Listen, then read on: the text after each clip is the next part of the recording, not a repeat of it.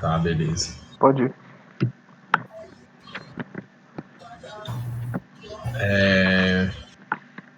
Pode ir?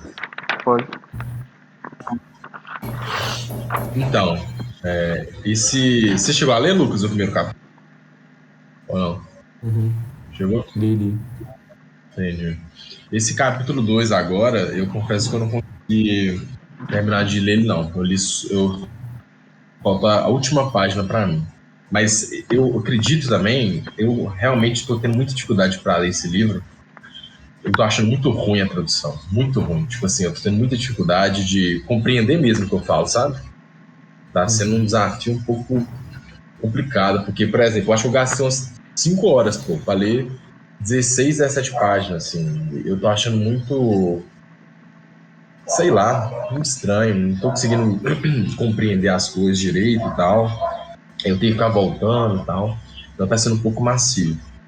E todo livro que eu leio, eu tenho quase que um exercício para mim de que eu meio que tento simplificar, né, tudo que eu leio.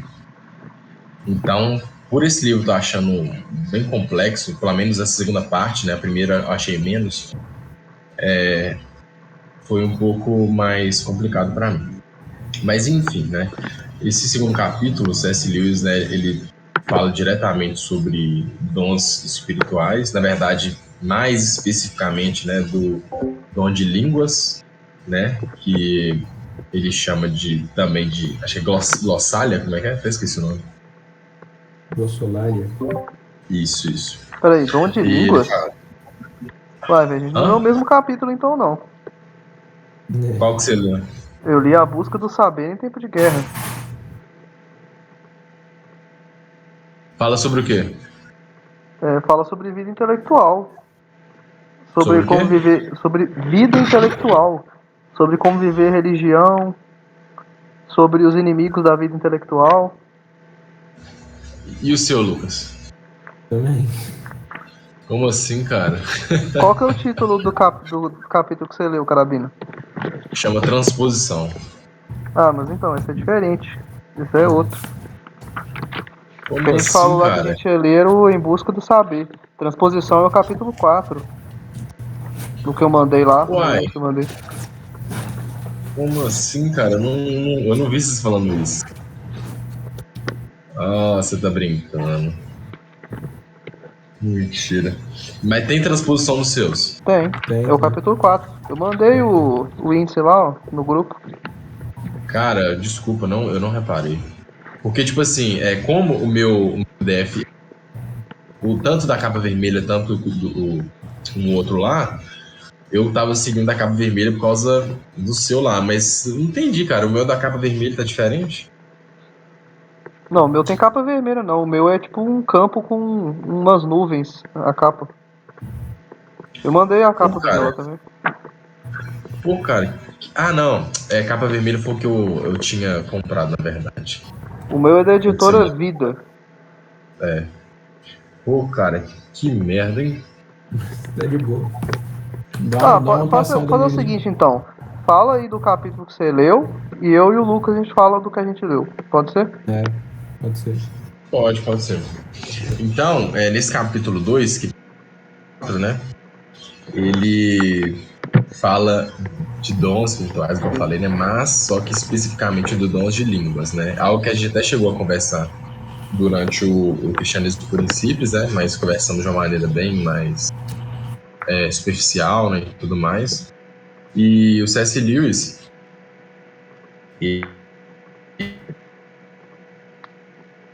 ele, o Cristianismo por Princípios, que nesse livro agora parece que nem ele que está escrevendo. Mas enfim, ele fala, né, a respeito do dons de línguas. Ele fala mais especificamente, né, da questão de que ele critica bastante, né, por um lado, né, porque ele fala que o ser humano em si, né, ele tem tipo o lado emocional e o lado da sensação, né? E ele fala que existe basicamente digamos que uma ponte grande, né, entre um e o outro, né, entre tanta emoção, tanta ação, e que é difícil você meio que julgar, né, que uma pessoa está falando de uma maneira verdadeira, né, guiada pelo Espírito Santo, ou não, né, mas ao mesmo tempo ele fala que é inegável você meio que ignorar, né, que existe esse dom, porque quando a gente joga para aquela passagem em Atos, né, que a gente até leu no início, a questão de dons de línguas, né, e tudo mais, ele fala que não é, né, como é hoje, creio que também na época que ele estava escrevendo, obviamente, falou que na época do dons dos Atos lá, eles estavam meio que compreendendo, né, tipo assim, os estavam falando em línguas estranhas, mas não eram línguas que ninguém entendia, né? Que era o que acontece, que é o que acontece hoje, né? Hoje o pessoal fala em línguas, só que é uma língua que ninguém entende, né? Só que antigamente essa língua estranha que teve aí na época de Pentecoste era línguas estranhas, mas que algumas pessoas sabiam falar, né? Então era línguas estranhas para certas pessoas, digamos assim. Então ele critica isso, né? Falando que é diferente, né? Ele faz essas críticas de forma bem sutil mesmo, bem sutil. Só que dá para perceber claramente os posicionamentos dele quanto a isso. E, igual eu falei, né? Ele trata, basicamente o argumento dele todo, assim, vai sobre essa questão de emoção e sensação, de que existe uma ponte muito grande, né, entre os dois e tudo mais. E aí que eu tive uma grande dificuldade, porque eu não sei, né? Eu vou até, agora com essa confusão toda, eu vou pegar especificamente a tradução de vocês dois que vocês estão usando para comparar. Porque na minha, igual eu falei, foi muito difícil de entender. Ele usou vários exemplos de dois pontos que um é mais alto que o outro. Porque é isso que ele coloca na questão da sensação e da emoção. Ele coloca que a nossa emoção é como se fosse um campo muito maior do que a sensação. Então, ele começa a jogar vários exemplos, né? Como, por exemplo, da vida real para o desenho, que um é 3D, o outro é 2D, então um transborda, tipo, um é mais completo do que o outro, né? E ele começa a dar vários exemplos, assim, de dois pontos em que um é muito maior que o outro, e ele fala especificamente da emoção e da sensação, de que apesar, ao mesmo tempo que isso é perfeito, né? Tipo, todo esse processo, ele é perfeito, ao mesmo tempo ele também ele é vazio, digamos assim, né? E aí, aí que eu tive uma grande dificuldade, porque ele fala muito, né, sobre essa questão de emoção e sensação, como meio que frutos, né, dos dons de línguas, né, e tudo mais, de certo ponto criticando, mas eu confesso que eu não entendi o que ele quis dizer, sabe? Tipo assim, aonde que ele. Porque parecia que ele meio que ele fez um raciocínio e tudo mais para chegar num ponto e falar assim, ó, eles estão errados, digamos assim, né, hoje, de fazerem isso, por causa disso, disso, disso. Só que eu não consegui acompanhar esse raciocínio dele, sabe? Ele ficou umas 5, 6 páginas, pelo menos no meu PDF, são páginas bem extensas, tentando fazer essa relação assim, e eu me perdi, cara. Eu realmente não consegui entender onde ele quis chegar, mas parecia que ele quis chegar em algum lugar, entendeu? Que ele queria construir um raciocínio, né, para poder explicar essa questão de dons. Então, eu confesso que estava ansioso para ouvir vocês falando sobre isso, né, mas agora já era. Mas eu tive essa grande dificuldade e não consegui fazer esse link, né, essa relação. E é isso, é basicamente isso que ele passa o capítulo inteiro falando assim. Achei bem complexo de entender muita coisa, igual eu falei. Acho que quando a gente chegar no capítulo 4 aí eu vou conseguir conversar mais com você sobre isso, né? Mas é basicamente isso que ele fez durante o capítulo inteiro. Aqui, mas você chegou a ler o 2 ou você pulou pro 4 mesmo?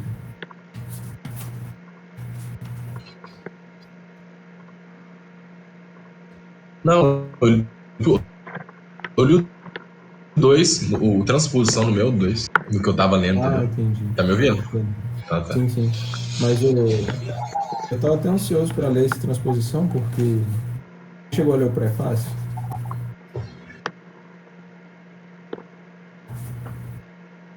Chegou, Guri?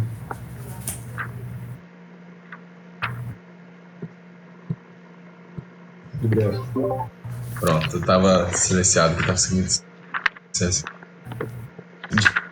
de silenciar, não. Mas eu li o prefácio, Você sim. Eu só não lembro. leu? Aham. Porque eu tô lembrando de pouca coisa também, mas uma das coisas que eu lembrei é que parece que quando ele tava. Porque isso é um sermão, né? É Sim, sim. uma pregação, vamos dizer assim, Aham. praticamente. E parece que quando ele tava fazendo esse sermão, ele começou a chorar, pediu licença, parou de falar, desceu. Aí depois continuou Aham. o serviço lá, o culto, né? Aham. E depois alguém ajudou ele lá e ele voltou a pregar. Então eu tô Sim. ansioso para ler isso aí, para saber por que que ele ficou tão comovido assim. Depois você dá uma olhada lá no Isso faz. prefácio. Isso. Você falou que isso aí tá no prefácio? É, no finalzinho do prefácio ele vai falando assim, estes, estas, estas falas, essas palestras, Aham. peraí. Ah, essas palestras estão arranjadas cronologicamente, exceto por.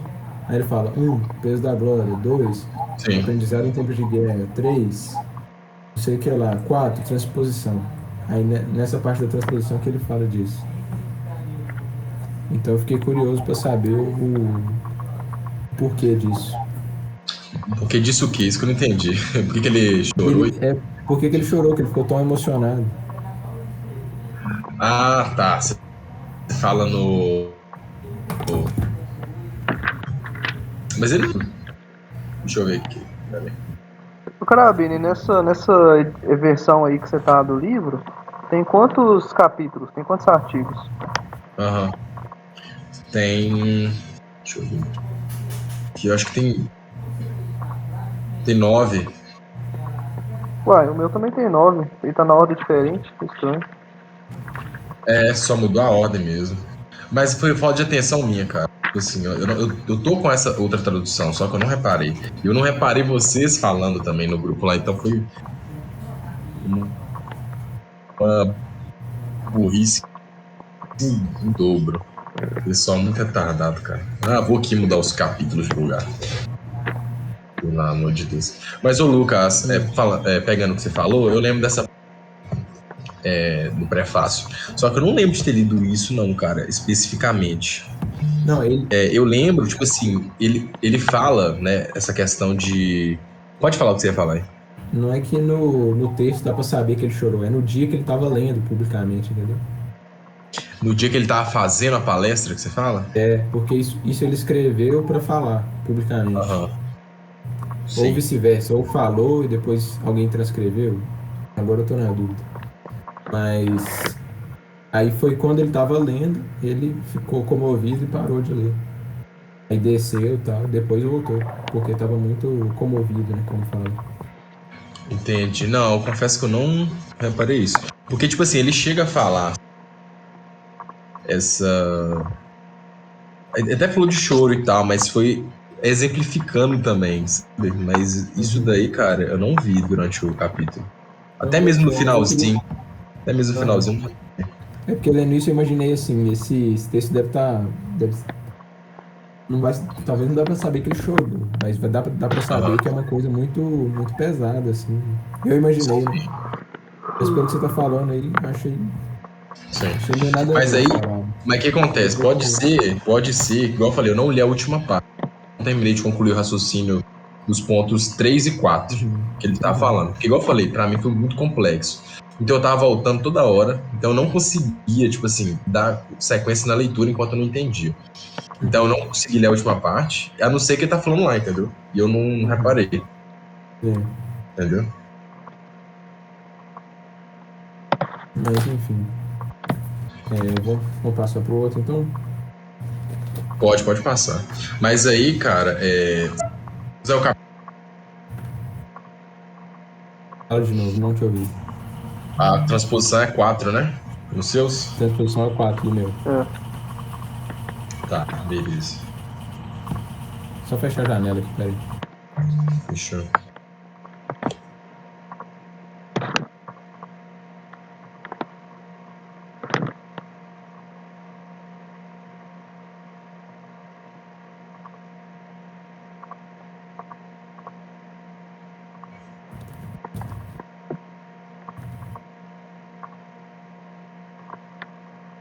Estão me ouvindo bem? Sim, tô ouvindo. Esperar o Gabriel Oi? responder aí. Tá me ouvindo bem? Tô te ouvindo. Bom, vou Tô. falando aqui o que eu lembro mais ou menos de memória e o Sávio aí vai complementando, então. Beleza. Bom, aprendizado em tempos de guerra, né? Se for para resumir, assim, em termos gerais, o que ele fala no capítulo, é basicamente o que o Sábio falou, né? Ele está dando uma palestra, uma leitura, um sermão, falando para algumas pessoas, dando o sentido, né, da atividade intelectual no tempo de guerra, porque é uma coisa muito comum a gente pensar, né? E às vezes a gente até brinca constantemente, falando assim, nossa, a gente está aqui, igual a questão da Ucrânia, né? A gente está aqui vivendo a nossa vida normalmente, lá na Ucrânia, o povo está sofrendo e a gente está sendo indiferente. Às vezes a gente pensa ou ouve alguém falar esse tipo de coisa, né? Mas e é bem assim mesmo também que o C.S. Lewis vai começar o capítulo falando a pergunta que as pessoas fazem. Quer dizer, qual que é o sentido de estudar, de ficar ocupando a nossa mente com coisas que aparentemente não têm importância nenhuma, em comparação com certos, não com certos bens espirituais, em comparação com o sofrimento das pessoas. É isso que dizem, né? Quer dizer, ele fala até o exemplo de Nero, que Roma estava pegando fogo e ele estava indiferente a tudo aquilo. E o C.S. Lewis vai justamente tentar contrapor essa pergunta que as pessoas fazem, para mostrar que essa pergunta não faz muito sentido, porque ele fala, todo cristão, quando ele vai entrar na universidade, ou sei lá, isso aconteceu pelo menos na época da minha conversão, né? A gente começa a imaginar, pensar muito em bens espirituais, bens eternos, e às vezes descuida de alguma coisa material, etc. Porque acha que aquilo que é espiritual, que é eterno e tal, tem que ocupar 100% da nossa vida, a gente acaba deixando outras coisas de lado. Então, o que o C.S. Lewis vai falar é justamente isso, quer dizer, o cristão já enfrenta isso meio que diariamente. A vida dele é mais ou menos isso, não que isso seja um conflito, né? Ele vai falar mais à frente. Ele fala um pouco depois que as coisas espirituais e as coisas materiais, elas não têm nenhuma contradição essencial. Toda contradição que se pode ter entre as coisas espirituais e as coisas materiais é per accidens, como ele fala, né? Não tem nada na essência das coisas que faça uma coisa ser contrária à outra. Mas então ele fala que todo cristão enfrenta esse questionamento diariamente, quer dizer, a gente tem preocupações, digamos, com a alma das pessoas e com a nossa própria alma também. Então, como é que a gente vai tirar um tempo dessa nossa preocupação, dessa coisa que é eterna, que deve realmente ser o nosso maior objetivo? Como é que a gente vai tirar um tempinho disso para tratar de coisas que parecem tão fúteis como literatura?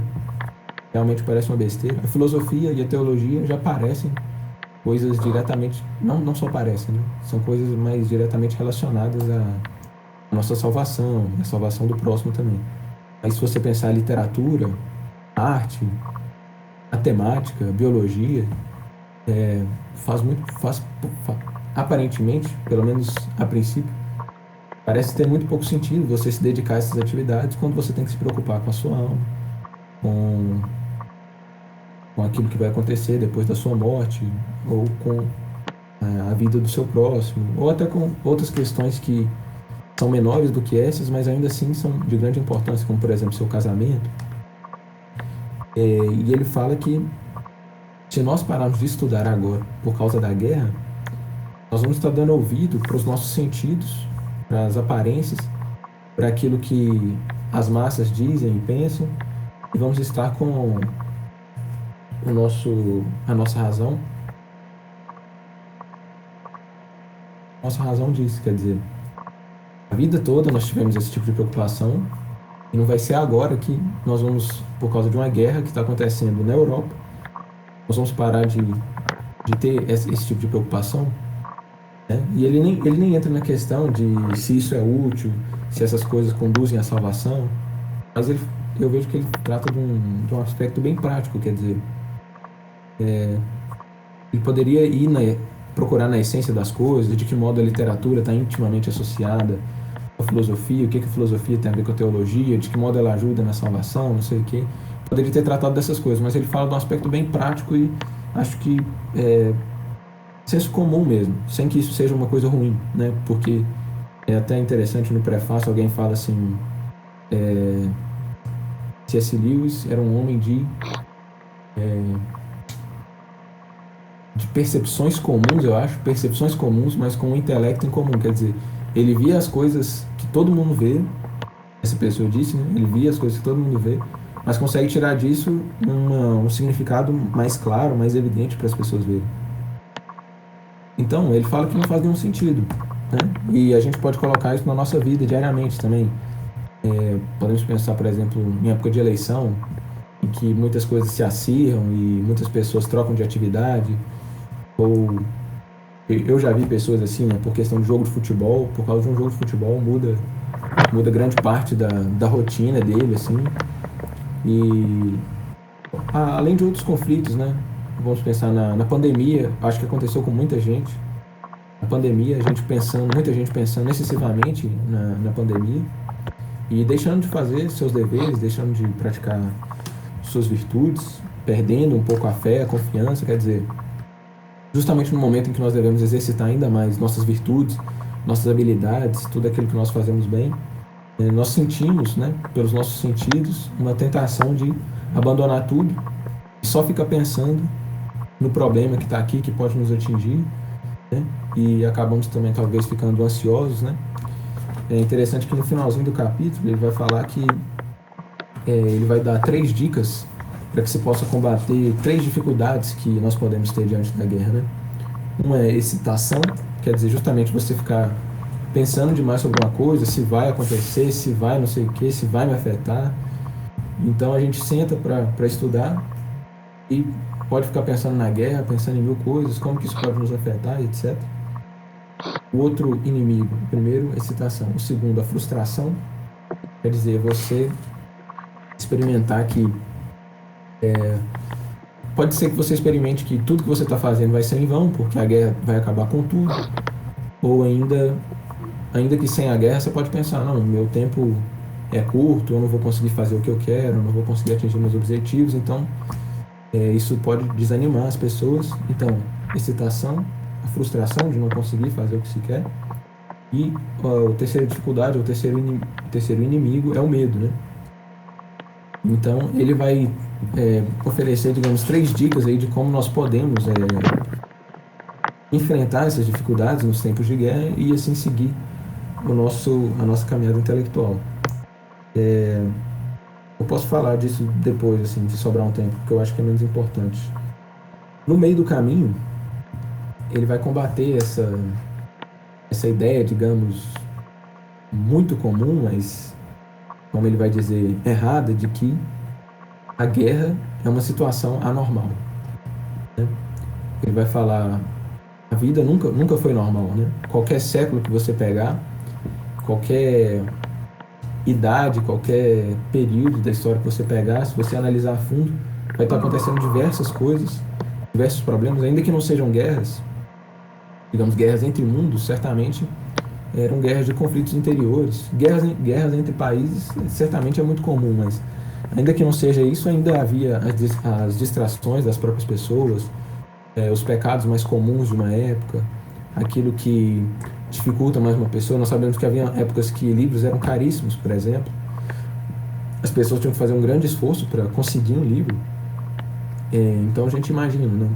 Que dificuldade que isso não proporciona para a pessoa. E hoje, não ter livro para a gente ler é uma anormalidade, por exemplo. Seria uma anormalidade, mas na época era anormal você ter tanta coisa assim para ler, tanto conteúdo e etc. Então essa questão da normalidade é uma coisa que a gente pode até pensar o que é normal em cada século, mas é uma coisa que não deve nunca nos impedir, porque nós nunca temos uma compreensão total da realidade, etc. E também porque cada século vai mudar e vai trazer as suas dificuldades. E então, nós não devemos nos apegar a esse motivo, né? A gente não pode se apegar à pandemia, por exemplo, e falar, é um tempo anormal, eu não consigo fazer o que eu fazia anteriormente, ou está tendo uma guerra na Ucrânia, eu estou preocupado, talvez vai vir uma terceira guerra mundial, então eu não consigo me concentrar. Provavelmente vai acabar essa e vai ter outras e a gente precisa fazer o que a gente precisa fazer. Ele fala que nunca faltaram motivos para as pessoas pararem de ter certas preocupações, né? E ele vai falar que isso é, inclusive, uma das coisas que nos diferencia dos animais. Ele fala que os homens optaram por ter cultura, por ter conhecimento, por ter beleza e arte. Em algum momento eles quiseram isso, né? E não foi assim, igual ele fala, os insetos escolheram uma linha diferente. Eles procuraram primeiro a estabilidade material e a segurança da sua comunidade e tiveram a sua recompensa. O homem é diferente. Eles propõem teoremas matemáticos em cidades destruídas, conduzem argumentos metafísicos em celas condenadas, fazem piadas em lugares terríveis, discutem o mais novo poema enquanto avançam em direção aos muros de Quebec. Isso é muito, muito interessante, isso, né? Como isso nos diferencia. Tem uma outra página aqui, não lembro se é logo em seguida, ele fala que antes dele ir para a guerra, ele pensava que a vida dele, quando ele chegasse lá na guerra, a gente lembra, né? C.S. Lewis participou da Primeira Guerra Mundial, inclusive foi ferido. Mas ele fala que antes dele ir para a guerra, ele pensava que a vida dele, a partir dali, ia ser pura guerra, que a mente dele ia estar toda envolvida naquilo, que ele e os colegas dele lá, os compatriotas, não iam pensar mais em nada, só iam se preocupar em morrer, preocupar se está ganhando, se está perdendo a guerra, se a causa aliada está avançando, se ela está recuando.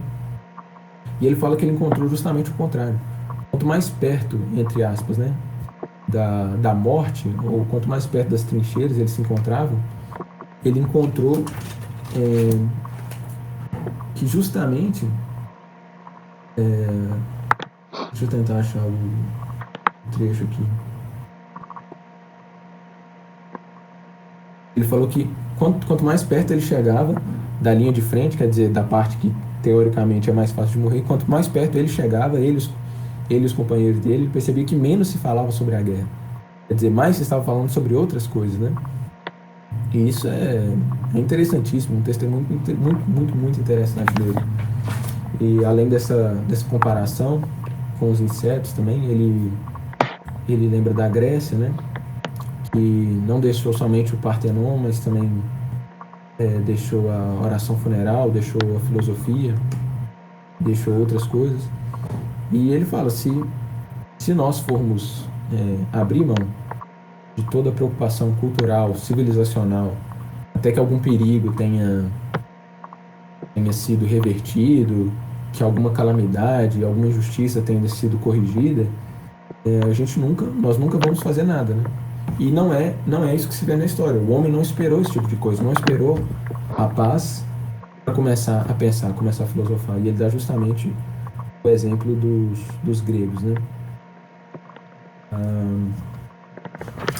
Então, ele volta um pouco a essa questão, né?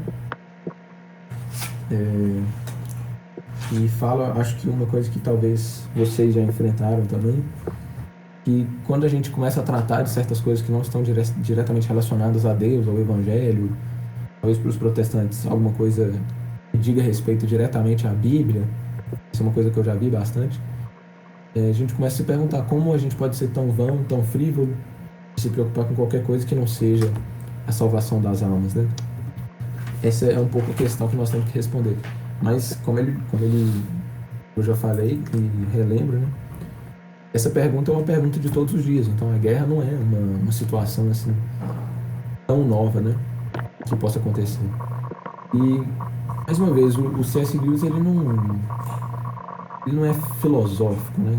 Assim, no sentido mais pleno de definir as coisas, de dar definições dogmáticas, estritas do que sejam as coisas.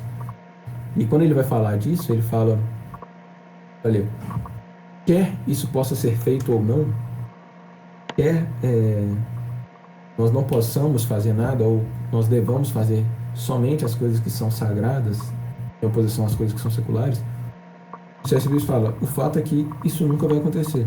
Se tem que acontecer, se deve acontecer, ele reconhece uma coisa, eu acho que a gente pode reconhecer também, que não vai acontecer. Não vai acontecer isso. Nunca todas as nossas atividades materiais, seculares, vão ser substituídas, né?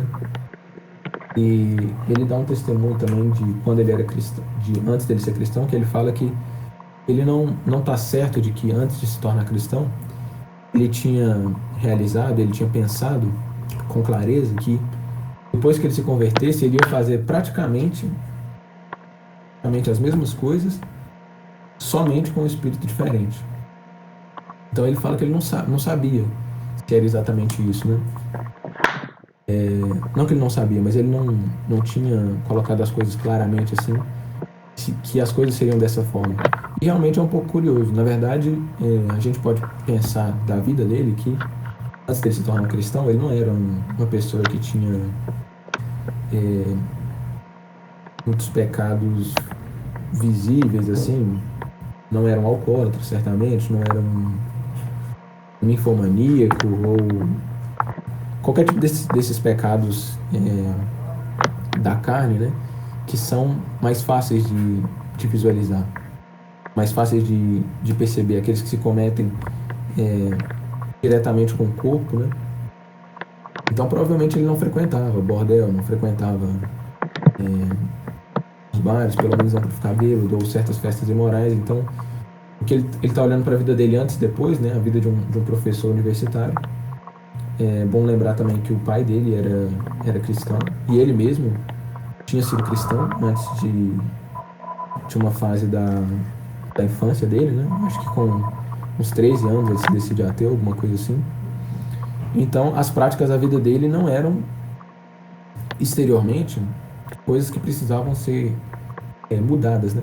Então, o que ele percebeu foi que justamente depois da conversão dele, ele não teve que mudar de cidade, não teve que mudar, assim, pelo menos imediatamente, de amigos. Ele só teve que fazer tudo aquilo que ele fazia, digamos, dar aula. Ele dava aula de literatura, ele já dava aula de literatura, agora ele vai dar aula de literatura com outro espírito, com uma outra intenção. Talvez vai trocar um pouco as suas palavras, o seu vocabulário, os textos que ele escolheu. Mas, de fato, é muito isso, né? Apesar de que eu acho que muita gente imagina para si e para os outros, e eu pelo menos imaginava muito isso de mim, assim, iam acontecer coisas espetaculares, tipo atos, assim, as coisas que nós lemos. Eu imaginava que não que necessariamente ia acontecer, mas que seria possível isso acontecer. Então eu esperei, assim, certos acontecimentos. Não esperei como alguém que ficou parado, mas eu quis que isso acontecesse. E infelizmente não aconteceu. Eu me esforcei alguma coisa para que acontecesse, mas não aconteceu. Mas é interessante nós pensarmos nisso, né? Que muitas vezes consiste nisso, né? Mudar o espírito da coisa, né? De modo que essas coisas nunca vão se excluir. Nunca vai haver uma oposição direta entre as nossas preocupações materiais e as nossas preocupações espirituais, né? Evidentemente aquelas que não são pecaminosas, porque, como ele fala mais à frente, a resolução desse paradoxo, ou de um aparente paradoxo, né, de como nós podemos fazer coisas que são deste mundo e ainda assim sermos agradáveis a Deus, é a citação que ele faz do apóstolo Paulo, que ele seja 1 Coríntios 10. Quer comais, quer bebais, ou qualquer coisa que façais, façam tudo para a glória de Deus. Quer dizer, mesmo nas nossas preocupações que parecem mais vãs, né, coisas com o nosso corpo, coisas, digamos, o alimento, né, que dura poucas horas aí no nosso corpo, mesmo o nosso alimento que nós providenciamos, nós podemos fazer isso para a glória de Deus, e isso pode se tornar aceitável a Deus. Então, essas coisas vão continuar existindo, enquanto nós estivermos nesse corpo, nós vamos ter esse tipo de preocupação, e não devemos nos privar dela, né? Ou buscar espiritualizar todas as coisas, porque é da vontade de Deus realmente que nós tenhamos, né? E nós aprendemos por meio dessas coisas materiais. Outra coisa interessante que ele fala a respeito da cultura, da civilização, é que não tem como você anular ela, não tem como você reduzir ela a zero, né? Se, digamos que numa igreja um pastor resolva, ou um pai de família resolva, só pegar meu carregador aqui, pessoal, rapidão.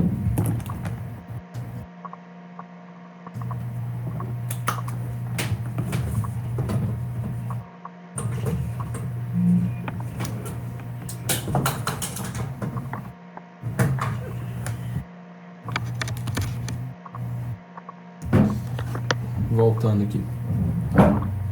Então ele vai falar que, na verdade sou eu, né, dando esse exemplo. Se um pai de família, um pastor, algum líder de qualquer grupo resolver não ler nada, não estudar nada, não incentivar a leitura, ou até incentivar a não ler, o que vai acontecer não é que ninguém vai ler nada, mas que as pessoas vão ter coisas ruins. No caso, se eu incentivar ninguém a aprender filosofia, o que vai acontecer é justamente o contrário. As pessoas vão viver com más filosofias, porque ou você acaba com a filosofia de todo mundo, ou você usa as armas que nós temos, né, que os cristãos têm, para combater a má filosofia com a boa filosofia. Então, não podemos imaginar que vai ficar um buraco a respeito à literatura, por exemplo. A gente não pode achar que a literatura é vã, que ela é inútil. Com certeza ela não é inútil, mas o resultado de você não ler, de você não ter uma preocupação em estudar, em entender, em apontar o que aquilo significa, o que aquilo é, ou mesmo até de produzir algo que vá contrariamente àquilo que o mundo produz, o resultado de você não fazer nenhuma dessas coisas vai ser justamente você deixar aquilo que é ruim tomar conta do espaço, da cena, né? Então, não tem como nós reduzirmos isso a nada. Nós estamos nesse mundo, temos esse corpo, temos diversas atividades, temos artes, temos matemática, temos literatura, temos que comer, temos que beber. Então, vamos usar todas as armas que nós temos, né, para a glória de Deus, né? Outro ponto que ele vai falar,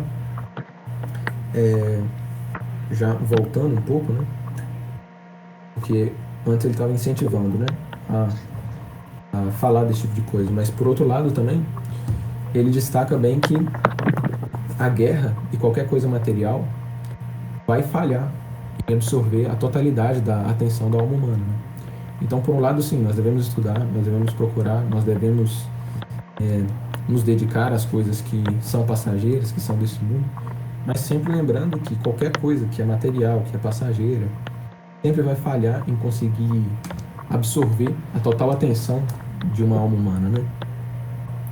E ele fala que a guerra é uma dessas coisas.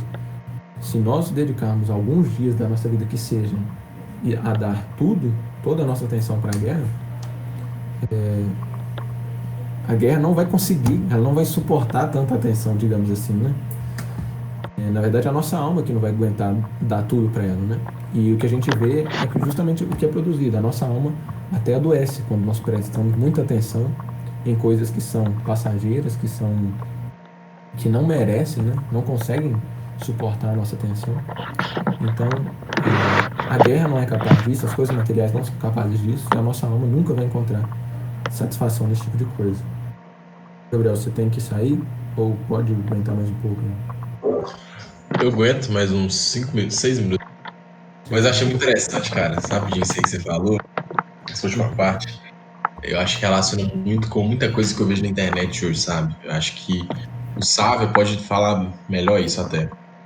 Eu percebo, né, que hoje, apesar de não ter muito contato assim de como que era antigamente, mas hoje a gente vê várias doenças, ansiedade, cara, depressão, uns trem que, tipo assim, de uma maneira tão grande, sabe? Que eu acredito que não tinha antigamente. E eu creio que grande parte dessas coisas vieram justamente dessas, né, dessa incapacidade nossa, né, da nossa alma, de meio que, né, não suportar essas coisas passageiras, né, digamos assim, e tal. E quando eu vejo assim no mundo hoje, eu penso muito sobre essa perspectiva que você falou agora. E é isso mesmo. No finalzinho do capítulo, ele vai falar sobre um negócio que eu esqueci. Ah, tá. Quando ele fala do terceiro inimigo, né, que é o medo, ele vai perguntando. Ele admite, né? E realmente é assim, quando tem a guerra ou tem o Covid, uma das coisas que a gente sente é medo de ser afetado por ela. Mas aí ele fala, medo de quê? Medo de morrer? Nós vamos morrer de qualquer jeito, né? Se não morrer de bala, vai morrer de câncer. Aí ele fala, combatendo a ideia da morte natural, né? Lá atrás ele falou, as pessoas falam, os tempos são anormais. E a gente muitas vezes fala, morte natural. Mas aquilo que a gente chama de morte natural, geralmente, tem um sofrimento muito grande atrás daquilo. Então, tipo assim, o que ele fala, a única diferença da guerra é que a guerra não te deixa esquecer a morte. Ela te faz lembrar ela o tempo todo. Então, voltando àquilo que ele falou antes, se a gente se preocupar mais com a morte na guerra, não que isso seja errado, na verdade isso é natural, né? Deve ser feito isso mesmo, né? Digamos assim, a guerra foi feita para isso, né? A nossa condenação, desde Adão e Eva, tudo aquilo que nos afeta nesse mundo, foi feito de certa forma para nos despertar para outras coisas, né? Para um outro mundo. Então, realmente a guerra tem que fazer isso com a gente. Mas se é para causar um medo maior, um medo ou um pânico até, não tem nenhum sentido, porque ele inclusive fala, uma das poucas ocasiões que a gente tem para morrer rápido e sem sofrimento é a guerra, que é explodindo, tomando tiro, o resto, câncer, essas doenças que a gente fala, doença da velhice, geralmente a pessoa fica sofrendo por anos. Então, não é que vai doer mais, não é que você vai morrer mais perto ou mais longe de Deus, não tem nada a ver com isso. É só a gente ficando excessivamente preocupado com um negócio que é passageiro, que vai acontecer mais cedo ou mais tarde. Eu acho que até em boa medida também se recusando a se preparar, entendeu? Porque a gente sabe que no dia que a gente vê a morte chegando, a gente vai ter que... Acho que todo mundo tem umas continhas pendentes, sabe? Por mais que a gente se esforce para viver uma vida, né, boa, etc., acho que sempre fica uma coisa pendente, assim, que a gente, depois eu resolvo, depois eu faço. Então a gente sabe que no dia que essa hora chegar, vai chegar o momento, falar, ou eu resolvo isso agora, ou eu nunca mais resolvo. Então a gente tenta, eu acho que a gente tenta também se prevenir, assim, porque a gente não quer que essa hora chegue, a gente não quer resolver certas coisas, não quer tocar em certos assuntos, e assim por diante, né? Outra coisa que ele vai falar, e aqui eu vou falar mais de passagem, né? Ele fala dando um pouco da nossa relação com o Estado, com os nossos deveres políticos. Ele fala que são coisas pelas quais nós podemos até morrer, mas nós não podemos viver, né? Nós não podemos entregar nossa vida a isso. Ele fala que aparentemente todos os deveres políticos nossos estão relacionados a isso. Outra coisa que ele fala é que se nós vivermos por esse tipo de coisa, nós vamos estar praticamente dando a nossa vida a César. Mais ou menos isso que eu falei, né? Nós temos preocupações materiais que são muito vivas, muito apelativas aos nossos sentidos, e para fugirmos dela nós acabamos entregando uma parte da nossa alma, da nossa atenção, da nossa virtude, e dando para a gente se ver livre desse tipo de preocupação. Então é um tipo de metáfora daquilo que Cristo falou sobre entregar, dar a César Dá César o que é de César e a Deus o que é de Deus. Né? Então as coisas materiais não são dignas de que nós demos tudo isso a elas. Né? Outra coisa que ele fala que é muito interessante é que debaixo da égide, né, do governo, do domínio da igreja e nas mais cristãs eras, eu acho, não sei se ele está falando na maioria dos séculos cristãos ou nos séculos mais cristãos. Ele fala que em todos esses séculos o conhecimento e a arte sempre floresceu. Isso é uma coisa muito interessante, muito bom. Eu queria que ele tivesse citado exemplos, porque seria muito conveniente, né? As pessoas atacam muito o cristianismo, falando que ele foi contra a ciência, que ele é anticientífico, que a igreja tem o poder, ela suprime, né, o conhecimento, que é contrário a ela, etc. E por mais que existam exemplos ruins disso, até onde eu sei, são muito maiores os exemplos de melhorias, né, de coisas boas que a igreja trouxe. Bom, falando um pouquinho aqui, acho que tem duas coisas que eu acho que não podia deixar de falar. É sobre exatamente a vida intelectual, né? Ele fala um pouco sobre vocação e sobre... Aqui acho que eu vou ter que sair, cara. Já deu 6h55. A gente Mas pode, aí, a gente pode continuar a partir desse ponto na próxima reunião. E aí eu e o Lucas, a gente lê o capítulo de transposição e você lê o da busca de saber em tempo de guerra. Aí a gente termina essa ocasião. Na verdade eu pensei, tipo assim, 3 juntos semana que vem, e depois a gente fazia o 2 e o 4 de novo. Como é que é, Gabriel? Fala de novo. Vocês acham melhor fazer o 2 e o 4 semana que vem de novo, então, e o 3 pra próxima, sem ser essa outra? Porque aí o Lucas termina de falar o que ele quer, eu falo o que eu quero do capítulo, e você comenta o do seu. Sim, fechou. Eu já ia falar, porque eu tinha coisa pra falar, só que... Mas aí fechou, então a gente faz isso. Então tá bom. Então Fechou? eu vou parar de gravar aqui.